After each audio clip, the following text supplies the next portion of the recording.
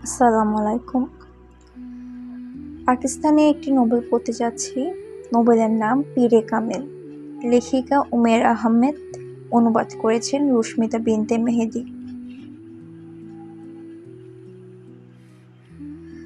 আমার জীবনের সবচেয়ে বড় ইচ্ছে বল পয়েন্ট দুই ঠোঁটের মাঝে চেপে ভাবনায় হারিয়ে গেল ইমামা। কিছুক্ষণ পর লম্বা একটা শ্বাস নিয়ে খানিক অপ্রস্তুত ভঙ্গিতে হেসে বলল, খুব কঠিন এই প্রশ্নের উত্তর দেওয়া। কঠিন কেন হতে যাবে? জাবেরিয়া জিজ্ঞেস করল। কারণ হচ্ছে আমার জীবনে অজস্র ইচ্ছে এবং প্রতিটি ইচ্ছে আমার জন্য গুরুত্বপূর্ণ। ইমামা মাথা নেড়ে নেড়ে বলল। ওরা অডিটোরিয়ামের পেছনে দেয়ালে হেলান দিয়ে বসেছিল। এফএসসি ক্লাসে আজ ওদের অষ্টম দিন। এখন ফ্রি পিরিয়ড চলায় অডিটোরিয়ামের পেছনে এসে বসেছে।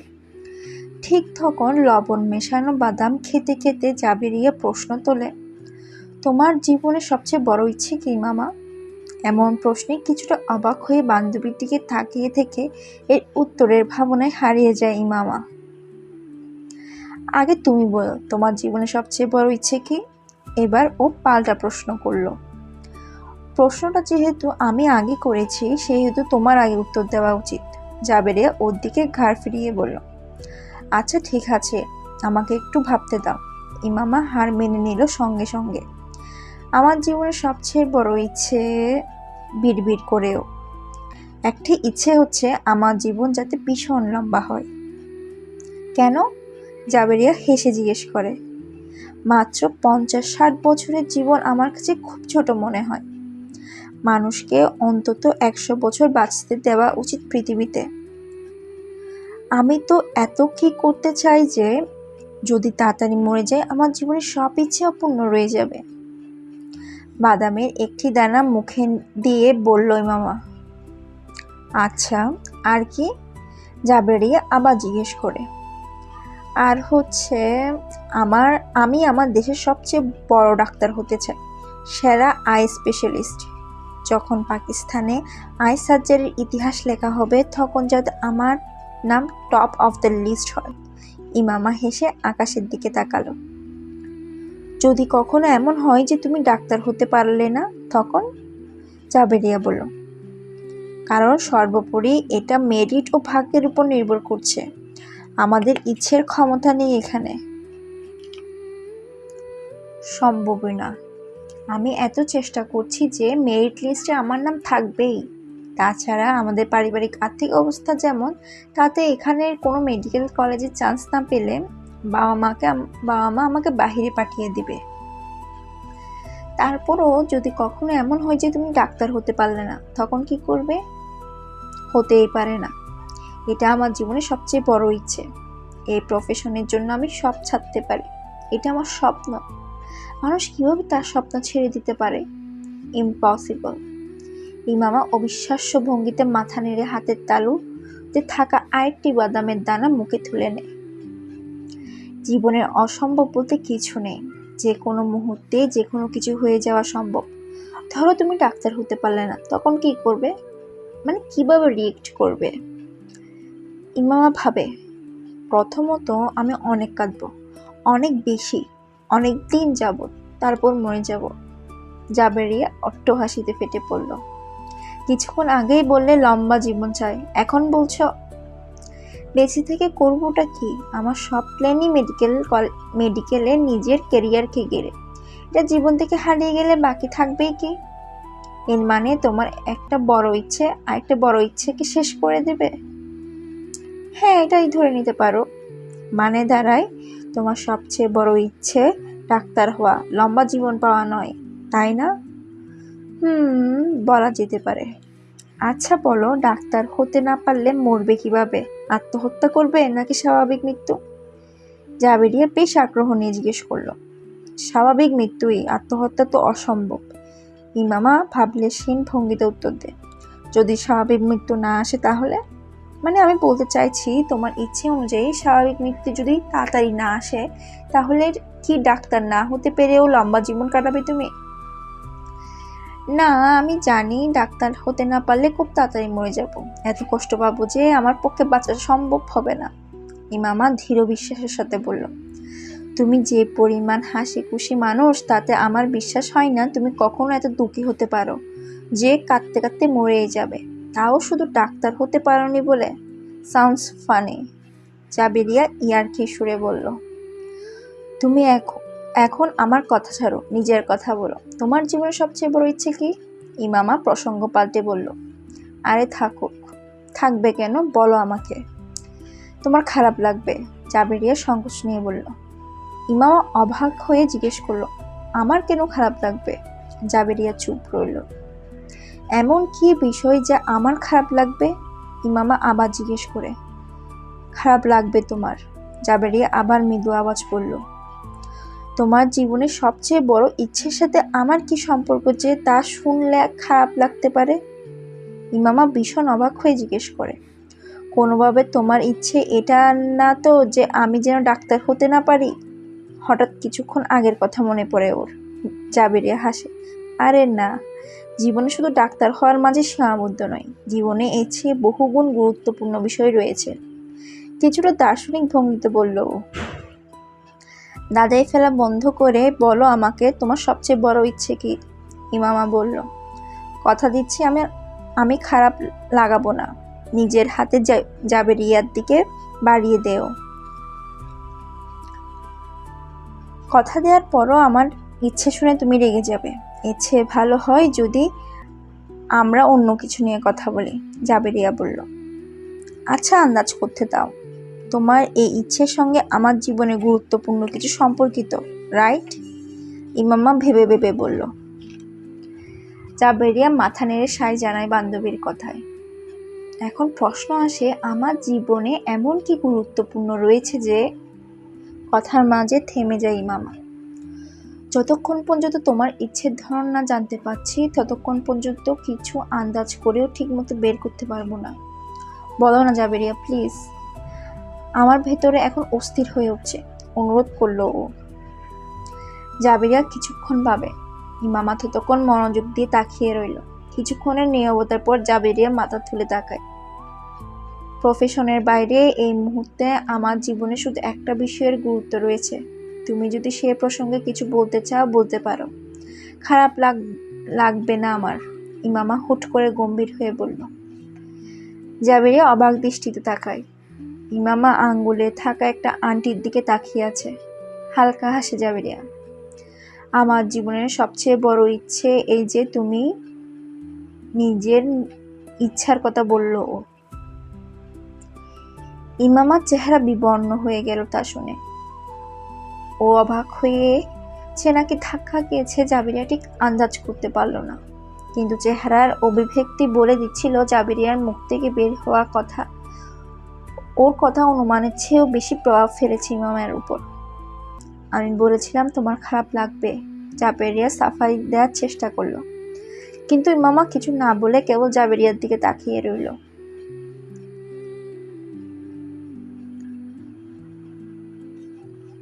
মুইজ ব্যথা ছোটে দুই হাত দিয়ে পেট চেপে ধরে গলা ছেড়ে চিৎকার করছে। ওর সামনে দাঁড়িয়ে থাকা 12 বছরের ছেঁড়া টি শার্টের হাতায় নাক থেকে গড়িয়ে পড়া রক্ত মুছে হাতে থাকা টেনিস র্যাকেটটা দিয়ে আবারও পুরো শক্তি লাগিয়ে মুইজের গায়ে মারে। মুইজের গলা দিয়ে এবার গগনবিদারী চিৎকার বেরিয়ে এলো। এবারও ব্যথায় পুরো সোজা হয়ে যায়। চোখ বড় বড় করে অবিশ্বাস্য ভঙ্গিতে নিজের চেয়ে 2 বছরের ছোট ভাইটার দিকে তাকালো, যে কোনো রকম ভয় আর জড়তাহীন ওকে সেই র্যাকেট দিয়ে মারছে যা কিছুক্ষণ আগে ও ছোট ভাইকে মারতে এনেছিল। এই সপ্তাহে ওদের মাঝে হওয়া এটা 3য় ঝগড়া। প্রতিবারই ঝগড়া শুরু করেছিল ও ছোট ভাই। ছোট ভাইয়ের সঙ্গে ওর সম্পর্ক কখনো ভালো ছিল না। ছোটবেলা থেকে হওয়া ওদের এই ঝগড়া কিছুদিন আগ পর্যন্ত শুধু মৌখিক কথাবার্তা এবং হুমকিতে সীমাবদ্ধ থাকলেও ইদানিং হাতাহাতিতে নেমে এসেছে ওরা। আজকেও একই ঘটনা ঘটল। 2 ভাই একসাথে স্কুল থেকে ফিরেছে ওরা। গাড়ি থেকে বেরিয়ে ছোট ভাই খুব তেজের সাথে ডিকি থেকে নিজের ব্যাগ টানছিল যখন মুইজ ওর ব্যাগ বের করছিল। ব্যাগ বের করার সময় ছোট্ট ভাই ইচ্ছে করে ওর হাতে জোরে ঘষা দেয়। যার দরুন মুইজ ব্যথায় খেকিয়ে উঠল। তুমি অন্ধ হয়ে গেছো নাকি? ছোট ভাই নিঃশব্দে ব্যাগ তুলে শান্ত ভঙ্গিতে ভেতরে যাচ্ছিল। মুইজের চিৎকার শুনে একবার ঘুরে থাকে যথারীতি লাউঞ্জের দরজা খুলে ভেতরে পা বাড়ায় ও। যা দেখে মুইজের দেহ মনে আগুন জ্বলে ওঠে। মুইজও পেছন পেছন জোর কদমে ভেতরে আসে। তুমি আমার সঙ্গে আবার এই ধরনের কিছু করলে আমি তোমার হাত ভেঙে দেব। ছোট ভাইয়ের কাছে এসে গর্জে উঠল। ছেলেটি কাঁধ থেকে ব্যাগ নামিয়ে 2 হাত কোমরে রেখে বলল, আমি এমনই করব। তুমি কি করবে? হাত ভাঙবে? সে সাহস তোমার আছে? সাহস আছে কিনা এটা আমি তোমাকে তখন বোঝাবো যখন তুমি একই আচরণ আমার সঙ্গে আবার করবে, বলে মুইজ নিজের রুমের দিকে পা বাড়ায়। কিন্তু ছোট ভাই পেছন থেকে ব্যাগ টেনে মুইজকে থামতে বাধ্য করে। না, তুমি এখনোই বোঝাও আমাকে। মুইজের ব্যাগ তুলে দূরে ছুঁড়ে মারে ছেলেটি। মুইজের চেহারা রাগে লাল হয়ে উঠল। নিচে পড়ে থাকা ছোট ভাইয়ের ব্যাগ তুলে ও নিজেও অন্যদিকে ছুঁড়ে মারে। ছোট ভাই এক মুহূর্তেও দেরি না করে মুইজের গায়ে লাথি দেয়। জবাবে ও পুরো শক্তি দিয়ে ছোট ভাইয়ের মুখে ঘুষি মারে, যা গিয়ে ছেলেটার নাকে লাগলো। পরক্ষণে নাক থেকে গলগল করে রক্ত পড়তে শুরু করে। কিন্তু এত ভয়াবহ আক্রমণের পরও গলা দিয়ে কোনো শব্দ বের হয়নি ছেলেটির, বরং মুইজের টাই টেনে গলা চেপে ধরার চেষ্টা করলো। জবাবে মুইজও ছোট ভাইয়ের শার্টের কলার ধরে টানা দিল। ছেলেটির কানে নিজের শার্ট ছিঁড়ে যাওয়ার শব্দ আসে। সুযোগে পুরো শক্তি দিয়ে পেটে ঘুষি মেরে ছোট ভাইয়ের হাত থেকে মুইজ ওর গলা ধরে রাখা টাই ছুটিয়ে নেয়। দাঁড়াও, এখন আমি তোমাকে হাত ভেঙে দেখাচ্ছি। বক বক করে লাউঞ্জের এক কোনায় পড়ে থাকা একটা র্যাকেট নিয়ে আসেও। সেটা দিয়ে ছোট ভাইকে মারার চেষ্টা করলেও পরক্ষণে র্যাকেটটা ছোট ভাইয়ের হাতে চলে যায়। ছেলেটি এত দ্রুত হাত বুলিয়ে র্যাকেটটা মুইজের পেটে মারল যে ও নিজেকে সামলানোর বা বাঁচানোর সুযোগ পায়নি। আর এখন তো একে একে ওর কোমরে পায়ে সে র্যাকেট দিয়ে মারছে ছোট ভাই। কোলাহল শুনে ভেতর থেকে ওদের বড় ভাই রেগে লাউঞ্জে বেরিয়ে আসে। কি সমস্যা তোমাদের? বাড়িতে এসে হাঙ্গামা শুরু করে দাও। বড় ভাইকে দেখে ছেলেটি মারা বন্ধ করে হাত থেকে র্যাকেট নিচে নামিয়ে ফেলল। আর তুমি লজ্জা করে না তোমার বড় ভাইকে মারতে? ছোট ছেলেটির হাতের র্যাকেটের দিকে। না, করে না। ভীষণ গোয়ার্তু তুমি সঙ্গে উত্তর দে ছেলেটি। হাতে থাকা র্যাকেটটি একপাশে ছুঁড়ে খুব নিশ্চিত ভঙ্গিতে দূরে পড়ে থাকা নিজের স্কুল ব্যাগ তুলে ভেতরের দিকে পা বাড়ায় ও। সিঁড়ি বেয়ে উঠতে থাকা ছোট ভাইয়ের দিকে তাকিয়ে মুইজ জোরে বলল, তোমাকে এর ফল ভোগ করতে হবে। ব্যথায় এখনো পা ঘষছিল। Sure, why not? এক অদ্ভুত হাসি হেসে ছেলেটি শেষ সিঁড়িতে থেমে বলল, একটা কাজ করা উচিত। পরের বার ব্যাট নিয়ে এসো। টেনিস র্যাকেট দিয়ে মেরে তেমন মজা পাইনি। তোমার একটা হাড়ও ভাঙল না। মুইজ জ্বলে বলে উঠল, নিজের নাক সামলাও তুমি। ওটা নিশ্চয় ভেঙেছে। ছেলেটি চলে যায়। মুইজ জ্বলন্ত চোখে সিঁড়ির সেই অংশের দিকে তাকিয়ে থাকে যেখানে কিছুক্ষণ আগে ওর ছোট ভাই দাঁড়িয়েছিল। দ্বিতীয় সারির প্রথম চেয়ারে জানালার পাশে বসে থাকা ছেলেটি মিসেস সামান্থা রিচার্ডস এই নিয়ে চতুর্থবার লক্ষ্য করলেন। ছেলেটি তখনও খুব উদাসীন ভঙ্গিতে জানালা দিয়ে বাইরে তাকিয়ে আছে। মাঝে মধ্যে ও চোখ ফিরিয়ে এক নজর মিসেস সামান্থাকে দেখে আবার একইভাবে বাইরের দিকে তাকিয়ে রয়। ইসলামাবাদের একটি আন্তর্জাতিক স্কুলে মিসেস সামান্থা আজ প্রথম দিন এই ক্লাসের বায়োলজি পড়াতে এসেছেন। তিনি একজন ডিপ্লোমেটের স্ত্রী। কিছুদিন হলো স্বামীর সঙ্গে ইসলামাবাদ এসেছেন। টিচিং তার প্রফেশন। যেসব দেশে তার স্বামী পোস্টিং হয় সেখানকার দূতাবাসের সাথে সংযুক্ত স্কুলগুলোয় পড়ান তিনি। এর আগে বায়োলজি পড়ানো শিক্ষিকা মিসেস মেরিনের স্কিম অফ ওয়ার্ক অব্যাহত রেখে ক্লাসের সাথে প্রাথমিক পরিচয় শেষ করে তিনি রাইটিং বোর্ডের হৃৎপিণ্ডের কাজ ও সঞ্চালন ব্যবস্থার ডায়াগ্রাম এঁকে তা বোঝাতে শুরু করেন।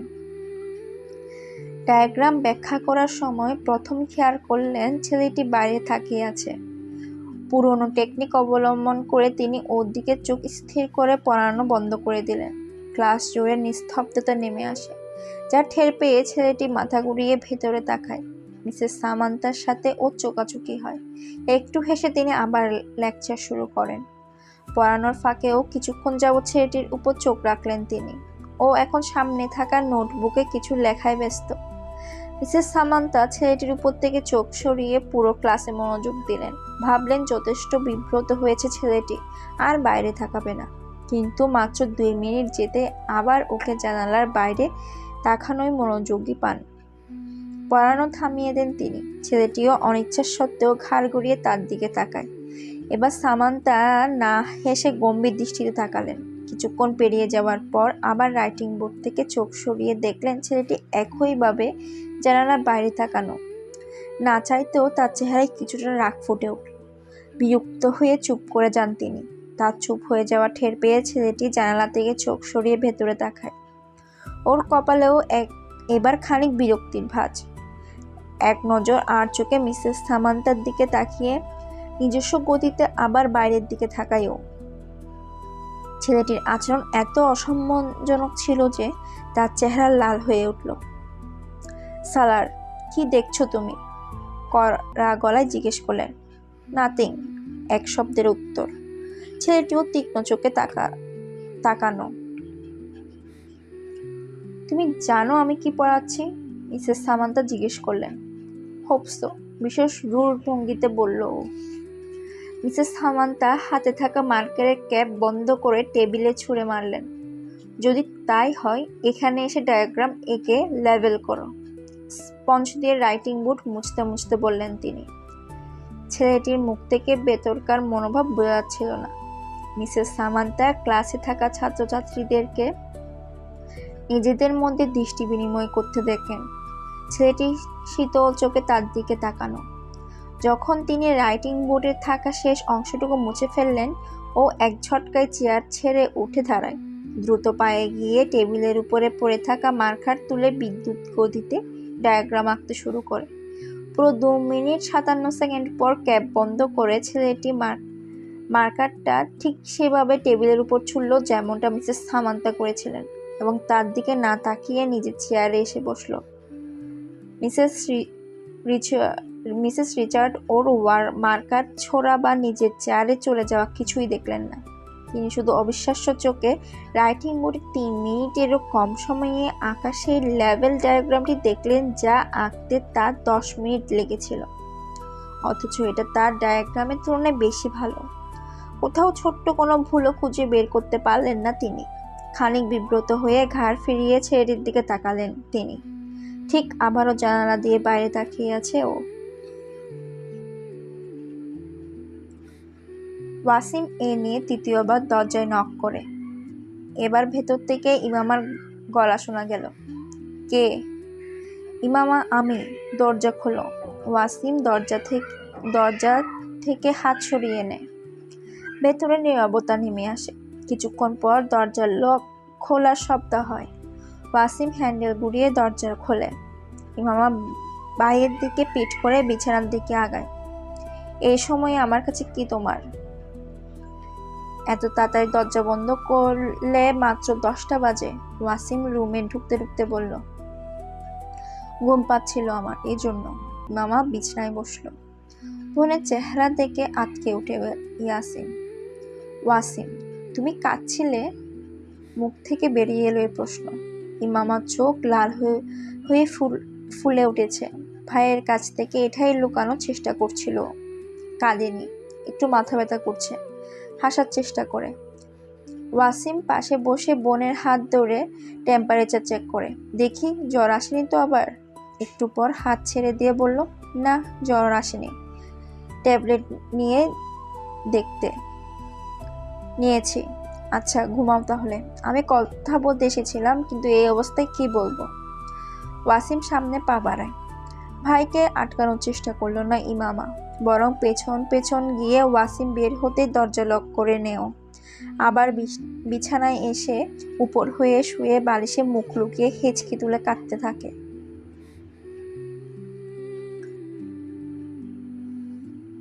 13 বছরের ছেলেটি এখন টিভিতে মিউজিক শো দেখায় মগ্ন। তাইবা সিকান্দার ভেতরে উকি দিয়ে অবিশ্বাস্য চোখে ছেলেকে দেখে কিছুটা রাগ নিয়ে ভেতরে এলেন। এখানে কি হচ্ছে? ভেতরে এসে জিজ্ঞেস করলেন তিনি। টিভি দেখছি। ছেলেটির চোখ টিভি থেকে সরেনি। টিভি দেখছো? ফর গডস সেক, কোনো চিন্তা আছে তোমার যে পরীক্ষা চলছে? ছেলের সামনে এসে বললেন তিনি। So what? ছেলেটি বিরক্ত হয়ে বলল। So what? এখন রুমে বইয়ের মাঝে থাকার কথা তোমার, এই বেহুদা টিভি শো এর সামনে না। তিনি ধমকে উঠলেন।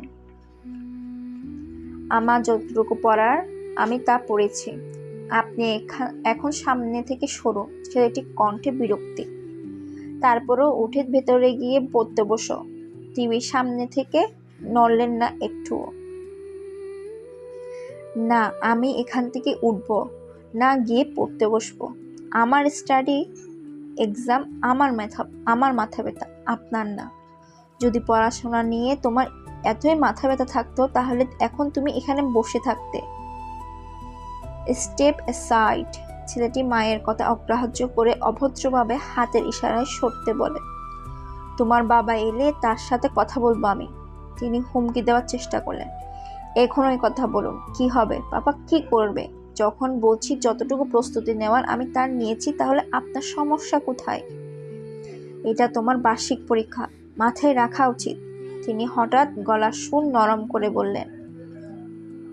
আমি কোনো 2-4 বছরের বাচ্চা নই যে আমার আগে পিছিয়ে দৌড়াতে হবে আপনাকে। নিজের বিষয়ে আপনার চেয়ে ভালো বুঝি আমি। তাই এইসব থার্ড ক্লাস টাইপের কথা আমার সাথে বলবেন না। এক্সাম চলছে, স্টাডিতে মন দাও। এখন তোমার রুমে থাকা উচিত। দাঁড়াও, আমি তোমার বাবার সাথে কথা বলবো আজকে। What rubbish! ছেলেটা সোফা থেকে উঠে দাঁড়িয়ে হাতে থাকা রিমোটটা সামনের দেওয়ালে ছুঁড়ে মেরে সশব্দে পা ফেলে রুম থেকে বেরিয়ে যায়। তাইবা সিকান্দার কিছুটা অসহায় বোধ, কিছুটা আতঙ্ক নিয়ে রুম থেকে ছেড়ে চলে যাওয়া দেখেন। ফ্লোমিনা ফ্রান্স হাতে থাকা প্যাকেটটি টেবিলের উপরে রেখে হলের চারদিকে নজর বুলালেন। পরীক্ষা শুরু হতে 10 মিনিট বাকি। আর হলে উপস্থিত ছাত্রছাত্রীরা বই খাতা ও নোটবুকের পাতা তাড়াহুড়া করে উল্টে শেষবারের মতো দেখে নিচ্ছে। বাচ্চাদের এমন আচরণে ওদের ভেতরে অস্থিরতা স্পষ্ট জানান দেয়। তার জন্য এই দৃশ্য অতি পরিচিত। এরপর তার চোখ গিয়ে আটকায় হলের মাঝখানে থাকা সালারের দিকে। 25 জন ছাত্রছাত্রীদের মধ্যে ও সেই একমাত্র ছাত্র যে নিজের সিটে পায়ের উপর পা তুলে আরাম করে বসা, এক হাতে থাকা স্কেল দিয়ে আস্তে আস্তে জুতার উপর বাড়ি মারছে আর এদিক ওদিক তাকাচ্ছে। ফ্লোমিনা ফ্রান্সের জন্য এই দৃশ্যও নতুন কিছু না। 7 বছরের ক্যারিয়ারে পরীক্ষার হলে তিনি সবসময় সালারকে ঠিক এমন গা ছাড়া আর অমনোযোগী ভাব প্রকাশ করতেই দেখে এসেছে। 9:02 সালারের পাশ দিয়ে যাওয়ার সময় এমসিকিউ পেপার দিয়ে যান তিনি। 30 মিনিট পর পেপার জমা নেওয়া হবে, কিন্তু 9:10 চেয়ার ছেড়ে উঠতে দেখা যায় ওকে। কারো দাঁড়ানো ঠের পেয়ে সব ছাত্রছাত্রীরা মাথা তুলে তাকায়। পেপার হাতে নিয়ে সালার এগিয়ে আসে। তার জন্য এই দৃশ্য অপরিচিত। তিনি শুরু থেকে এমনটা দেখে আসছেন। 30 মিনিটে সলভ করা পেপার ও 8 মিনিটে সলভ করে নিয়ে এসে তার সামনে দাঁড়ানো। পেপার আরেকবার দেখে নাও। অন্য সবার ক্ষেত্রে বলা এক বাক্য তিনি ওকে বললেন না, কারণ উত্তর কি আসবে জানা।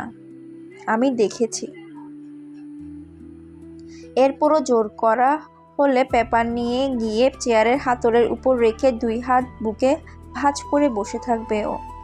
মনে করতে পারলেন না সালার কখনো তার কথায় দ্বিতীয়বার পেপার চেক করেছে কিনা।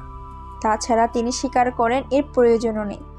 ওর পেপারে অল্প স্বল্প ভুল খুঁজে বের করাও কঠিন কাজ, তাই মুচকি এসে পেপার জমা নিয়ে নেন। তুমি জানো সালার, আমার জীবনে সবচেয়ে বড় চাওয়া কি? পেপারের দিকে তাকিয়ে বললেন ফ্লোমিনা ফ্রান্স। 30 মিনিটের এই পেপার তোমাকে ঠিক 30 মিনিট পর সাবমিট করতে দেখা। তার কথাই সালার মুচকি হাসে। আপনার এই আশা তখন পূরণ হতে পারে ম্যাম, যদি আমি 150 বছর বয়সে এই পেপার সলভ করতে বসি। না, আমার মনে হয় 150 বছর বয়সে খুব বেশি হলে এই পেপার সলভ করতে 10 মিনিট লাগতে পারে তোমার। এবার ঘাড় হেসে সালাদ সিটে ফিরে যায়। ফ্লোমিনা ফ্রান্স ওর পেপার উল্টে পাল্টে দেখলেন, যদিও এই পেপারে ও কত পাবে বোঝার জন্য তার এক নজরই যথেষ্ট ছিল, 0। সালমা মুবিন মেয়ের হাতে গিফট পেপারে মোড়ানো প্যাকেটের দিকে অবাক হয়ে তাকান। এটা কি মামা? তুমি তো মার্কেটে গেলে কিছু বই কেনার জন্য। হ্যাঁ আম্মি, বই কিনতে গিয়েছিলাম, তবে উপহার দেওয়ার জন্য। কার জন্য উপহার? লাহোরে আমার এক ফ্রেন্ড আছে, ওর জন্মদিন, ওকে দেওয়ার জন্য কিনেছি, কুরিয়ারে পাঠিয়ে দেব। আমি তো কিছুদিন এখানেই থাকবো। তাহলে প্যাকেটটা আমাকে দাও, ওয়াসিমকে দিলে পাঠিয়ে দেবে। না আম্মি, এখনই পাঠাবো না, ওর জন্মদিনের তারিখ এখনো আসেনি। সালমা মুবিনের মনে হলো তার মেয়ে কিছুটা ঘাবড়ে গেছে। অবাক হয়ে ভাবলেন, এখানে কি ঘাবড়ে যাওয়ার কি আছে? 3 বছর আগে এই মেয়েকে নিয়ে খুব ঝামেলায় পড়তে হয়েছিল তাকে এবং তার স্বামীকে। মেয়েকে নিয়ে তখন দিনরাত দুশ্চিন্তায় ভুগতেন তারা, বিশেষ করে হাশিম মুবিন তার চেয়েও বেশি চিন্তিত ছিল। কিন্তু গত 3 বছরে সব ঠিক হয়ে গেছে, এখন মেয়েকে নিয়ে সম্পূর্ণ নিশ্চিন্ত তারা। বিশেষ করে আসজাদের সাথে সম্বন্ধ ঠিক করে রাখার পর থেকে। তিনি জানতেন ইমামা আসজাদকে পছন্দ করে, শুধু ইমামা না, আসজাদকে সবাই পছন্দ করে, সব দিক থেকে ভালো একটা ছেলে।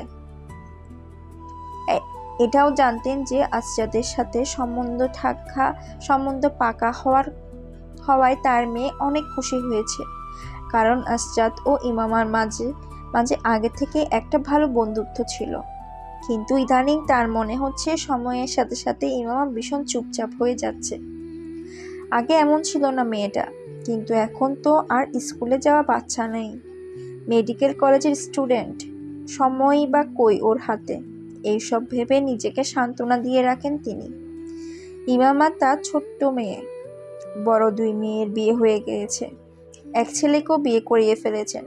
এখন শুধু তার 2 ছেলে আর ইমামা অবিবাহিত। ভালোই হয়েছে মেয়েটা গম্ভীর হয়ে যাচ্ছে।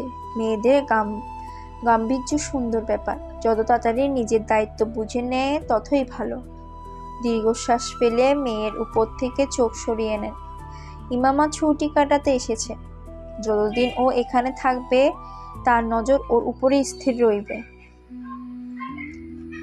এই সাজিদটা কই যে, ওকে কখনো কাজ দেওয়ার মানে হচ্ছে ধরে নাও সে কাজ আর হবে না। কাজের ছেলের কথা মনে পড়ে তার, যার খোঁজে এখানে এসেছিলেন। বিড়বিড় করতে করতে লাউঞ্জ থেকে বেরিয়ে যায় সালমা মুবিন।